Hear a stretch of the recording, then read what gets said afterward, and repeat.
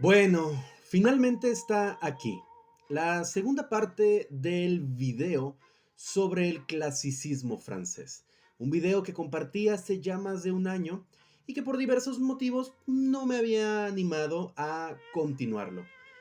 Debo confesar que sus comentarios respecto a ¿y dónde está la segunda parte? ¿Verdad? Dijiste que ibas a continuar, desgraciado.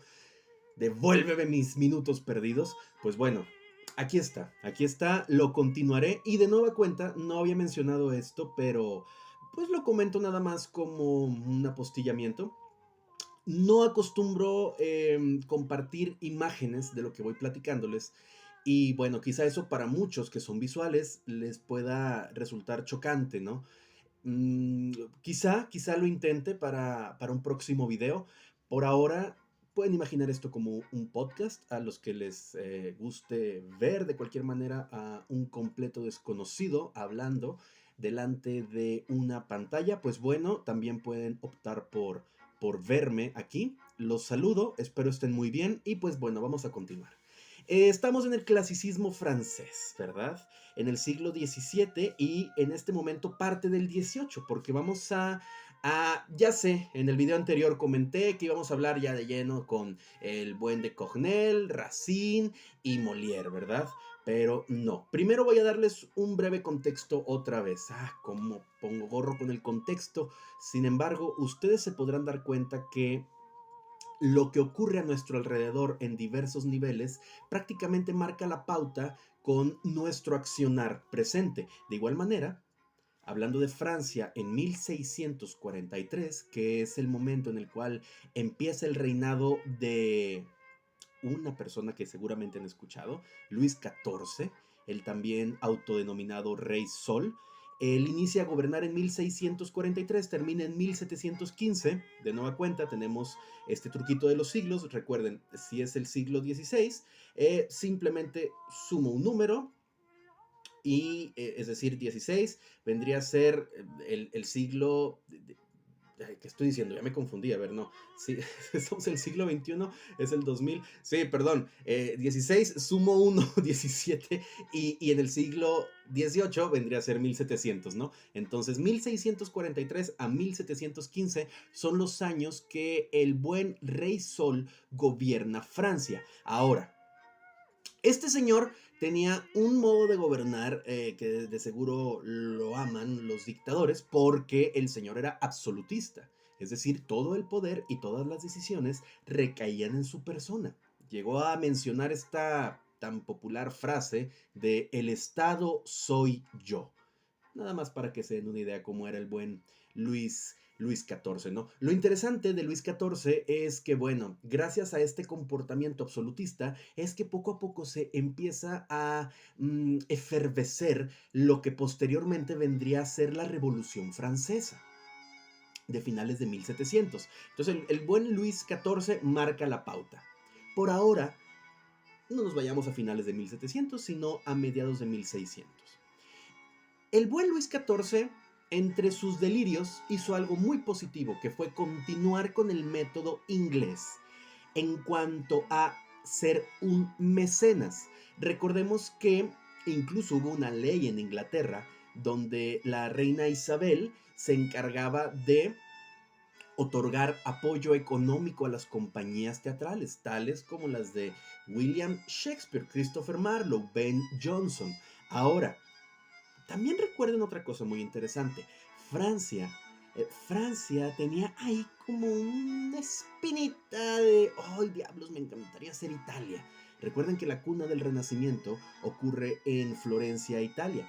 Entonces, Italia tenía pues un gran auge cultural en muchos niveles, con la imprenta, con el teatro, la comedia del arte, los teatros reales. Entonces, bueno, el primer teatro techado, también italiano, el Olímpico de Vicenza, diseñado por Andrea Palladio. Entonces, Francia tenía mucho que envidiar a Italia.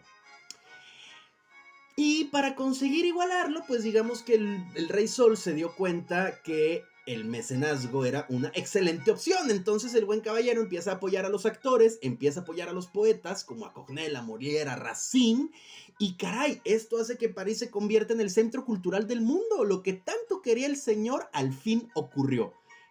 Destronó a Italia en ese momento. O sea, Italia ya tenía su lugar ganado en la historia, ¿no? Con el Renacimiento, gracias al redescubrir, por ejemplo, a Aristóteles, a los clásicos, a los griegos. Recordando que a este periodo se conoce como clasicismo francés, ya les mencionaba yo por qué, ¿verdad? El regreso de los griegos, hasta parece película de Hollywood, ¿no? Los griegos regresan, parte 2, 3. Y se darán cuenta que hasta la actualidad siguen estando los griegos muy presentes en nuestra vida. Bueno, entonces Luis XIV sobrepasa a Italia. Su corte fue el centro de producción de grandes espectáculos. Por ejemplo, el maestro Roberto Perinelli, historiador argentino, menciona que en 1664 hubo un espectáculo llamado Los Placeres de la Isla Encantada. Hasta es el propio nombre, ¿no? Como suena. Mágico. Ocurrió en el Palacio de Versalles. Fíjense cuánto tiempo. Ustedes dirán, bueno, yo fui a una obra larga que duró 2 horas. Ay, no, qué pesado. Yo fui a una que duró 2 y media. No, pues este espectáculo duró del 7 al 13 de mayo de 1664. Prácticamente una semana de toda una serie de eventos culturales donde incluso el buen Jean-Baptiste Poquelin Molière actuó como el dios Pan. Entonces, hagan de cuenta que era tan impresionante lo que se llevó a cabo ahí, que incluso Molière estrenó los primeros 3 actos de Tartufo, obra de la que hablaremos posteriormente. Hubo juegos, carreras de caballo, fantuosidad, lujo y derroche. Esto era una constante en el reinado del rey Sol. Le encantaba ser fantuoso, le encantaba brillar. ¿Por qué creen que Sol? No crean que porque traía el cutis como yo brillante, no, se vestía con brillos.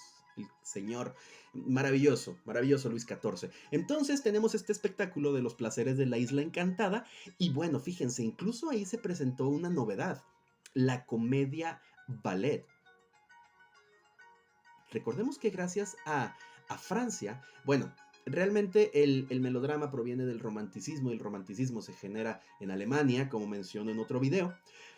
Pero Francia es el país que saca más provecho, por así decirlo, de este tipo de arte en el cual tenemos música, en el cual tenemos acción dramática y se hace una sinergia y pues bueno, en este caso se les llamó comedia ballet, pero también teníamos a las tragedias con música, ¿no? Y evolucionaron a lo que hoy en día se conoce como meló en Francia, que es el melodrama, ¿no? Estos melodramas evolucionan hasta nuestros días y son las hermosas telenovelas que podemos observar en plataformas de streaming o en televisión abierta, como a ustedes les guste más.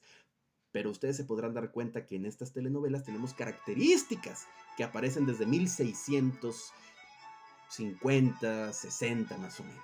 Bueno, regresando de lleno a Francia. Además de mezclar todo esto, o sea, recordemos a Roma. Roma también era muy conocido, sus espectáculos de, por ejemplo, la película Gladiador, la película Pompeya. En varios momentos de estas películas podemos ver en Gladiador, por ejemplo, bueno, en ambas, la lucha, ¿no? Con los gladiadores, valga la redundancia y obviedad. Sin embargo, en Pompeya, en un momento se puede ver a un coro que está describiendo lo que va a ocurrir en el Coliseo, ¿no? Que está cerca del volcán, el Monte Vesubio, que hace erupción. Entonces, bueno, todo esto es, fíjense, no es un invento, no es algo que se le ocurrió a Francia, es algo que viene desde Roma, desde el Imperio Romano. Y entonces, este hecho de mezclar música, ballet y disfraz con máscara, pues también esto es una herencia de algo que no tenía mucho tiempo que había ocurrido, que son las mascaradas, ¿no? Estos eventos musicales donde había baile, donde había máscara. Todo parece miel sobre hojuelas, ¿verdad? Precioso, hermoso, divino. Pero no todo era así. Recordemos que si bien después de la reforma de Martín Lutero se marcó precedente en la manera, en la creencia y en cómo se concebía la religión y cómo se dividió la religión en Europa, a pesar de que Francia en estos momentos, 1600 y pico, era en más del 90% católica, había una religión ahí muy importante y que va a cobrar relevancia, que es el jansenismo, fundada en 1585 por Cornelio Hansen. Las premisas del jansenismo eran muy básicas, una vida ascética y virtuosa. ¿Qué es ser ascético? Pues bueno, es alguien que es mesurado en su comportamiento, alguien que respeta la moral. Y de repente el teatro empieza a tener mucho auge. ¿A qué se le habitualmente a los artistas de teatro, al teatro en general, lo tenemos vinculado con cuestiones, bueno, si nos vamos a los extremos, muy inmorales, ¿no? Porque, bueno, porque puede haber desnudos, porque puede manejar una serie de temas que nosotros dentro de la realidad que, que compartimos quizá puedan ser tabú, pero en el teatro, como estamos en una ficción o una realidad estructurada, pues bueno, las reglas morales no son iguales a las de la realidad fuera del teatro. Entonces los jansenistas, híjole, no, pues empiezan a atacar, empiezan a decir, oiganme, es que esto no está bien, esto no va con la filosofía de nuestra religión. Y acuérdense, como dice el buen Harari, Noah Harari, en Sapiens, la religión y muchas creencias humanas surgen a partir de la revolución cognitiva. Entonces, el hecho de tener una religión, el hecho de crear una economía, tiene que ver con contar historias, que es prácticamente la epítome del teatro, ¿verdad? El contarte una historia. De igual forma, cada religión dice ser la que posee la verdad. Yo no discuto eso, simplemente les comparto la postura de en torno a que, bueno, los jansenistas empezaron a generar, ¿no? A generar cierto ruidillo ahí con esta crítica al teatro que estaba cada vez cobrando más fuerza gracias al mecenazgo del Rey Sol. Y ahora, no nada más la religión cobró relevancia en este punto, sino también la filosofía. En ese momento histórico tenemos a René Descartes, o René Descartes, este caballero, considerado padre de la filosofía moderna. Bueno, hablar de él, evidentemente nos tomaría 2 días, no mucho más. El punto aquí que hay que rescatar que para René Descartes la razón era lo más importante, el pensamiento es lo único que no se puede dudar, decía él. Lo estoy parafraseando, desde luego. La guía del hombre en sus relaciones con Dios y en el mundo es la razón, por eso para Descartes era tan importante, incluso diciendo pienso, luego existo. Este postulado se va a utilizar y se sigue utilizando a lo largo de la historia, ¿no? Incluso en el posmodernismo, al momento de hablar de deconstrucción, porque yo puedo ser lo que pienso, ¿no? Independientemente de la realidad objetiva. Esos son otros temas. Ahora, volviendo a René Descartes, la filosofía y la religión estaban muy imbuidas en el teatro. La religión ya les platiqué por qué, con los jansenistas criticando cada vez más, y la filosofía aparece como una especie de guía moral, por así decirlo, porque el ser racional era sinónimo de respetar las 3 unidades aristotélicas, entre comillas, ya les dije por qué, como les comenté en el video anterior, tiene que ver con que las unidades aristotélicas no las dijo Aristóteles, las inventaron teóricos italianos, ¿verdad? Eruditos italianos. Tenemos la unidad de tiempo, lugar y acción, ya se los había dicho. Ahora Francia añade decoro y verosimilitud, también ya se los había dicho. Y el hecho de respetar esta manera de hacer teatro, era una manera de respetar la forma en la que se veía el mundo, la cosmovisión que existía en aquel entonces en Francia, gracias y en gran medida al pensamiento filosófico de René Descartes, ¿verdad? Este es el contexto que les quería brindar antes de entrar de lleno con los autores del clasicismo francés. Esto es lo que estaba ocurriendo en Francia a nivel gobierno, hay que rescatar esto, ¿no? El buen rey Sol va a ser el antecedente directo, más poderoso, por así decirlo, para la futura revolución francesa. Todavía faltaba un ratote para que ocurriera. Sin embargo, recuerden que la historia no ocurre como la aprendemos o como nos la enseñan en la escuela. Es decir, no despierto un día y de repente digo, oh, vaya, estoy en el posmodernismo. No, ellos tampoco despertaron un día y dijeron, momento de hacer la revolución. Se fue fraguando. Un pueblo harto de tanto abuso, pues llegó a un punto de ebullición extremo, ¿no? Donde ocurrió lo que tenía que ocurrir. Es otro tema. Religión. Los jansenistas empiezan a cobrar relevancia en su postura en contra del teatro debido a que no era ni decoroso, ni ascético, ni moral.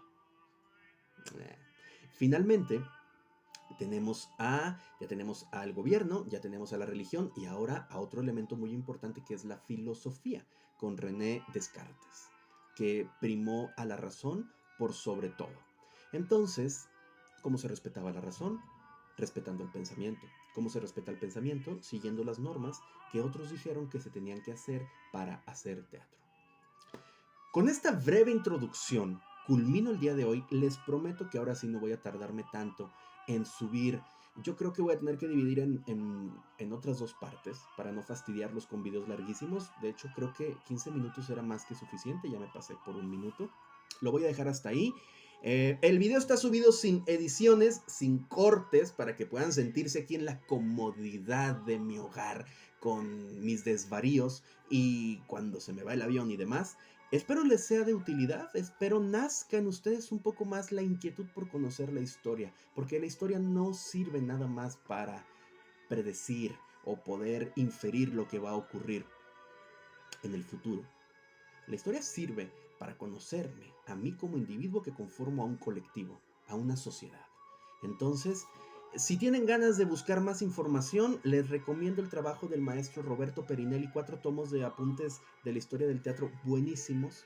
Al maestro mexicano Enrique Ruelas, también ahí andan sus libros, Historia del Arte Escénico 1 y 2, fantásticos, distribuidos por Escenología. También busquen a esta editorial mexicana.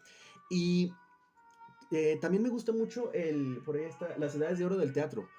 Este me lo recomendó, un agradecimiento a mi maestra en la licenciatura, la doctora Elvira Popova. Y pues bueno, con esto culmino el día de hoy para no hacer más largo el tema. ¿Qué se tocó el día de hoy? El contexto que estaba viviendo Francia unos instantillos antes de que hablemos de cómo era la representación teatral en Francia en el siglo XVII y XVIII y que nos imbullamos totalmente con Corneille, Molière y Racine. Gracias por verlo, lamento la demora, cuídense y sean muy felices.